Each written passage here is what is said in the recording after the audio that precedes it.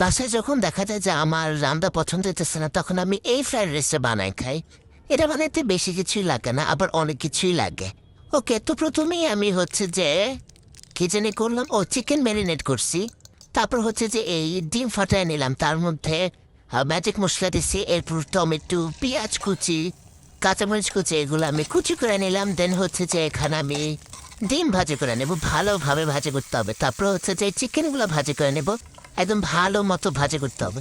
তারপর এখানে দিয়ে দিলাম পেঁয়াজ, তারপর এগুলোকে ভালোভাবে ভাজি করে দেন হচ্ছে টমেটো, কাঁচামরিচ দিয়ে নেব। এখানে শেষ হয় নাই, তারপর দিয়ে নেব সয়া সস, লবণ আর লাল মরিচের গুঁড়ো। যে যত ঝাল বেশি পছন্দ করে ততই ঝাল দিবেন। আমি ঝাল একটু বেশি পছন্দ করে তাই আমি বেশি ঝাল দিছি। তারপর দিয়ে দেব ডিম, চিকেন, সবকিছু দিয়ে ভালো মতো মিশিয়ে নিতে হবে ভালোভাবে। তারপর হচ্ছে যে ভাত দিয়ে নেব, ভাত দিয়ে মিশিয়ে নিতে হবে যতক্ষণ না ভালো মতো মিশানো হয়। তারপর একটা সুন্দর একটা বাটিতে আমি এগুলো সবগুলো দিয়ে নেব। সবগুলো দেওয়া হয়ে গেলে তারপর আমি এখানে ধনেপাতা ছিটিয়ে দেব, যাতে দেখতেও ভাল লাগে, খাইতেও মজা লাগে। তারপরে এই তো এখন আমি খাবো, সবগুলা শেষ করব। এই তো আছে আমার ভিডিও এই পর্যন্তই। See in the next video, by.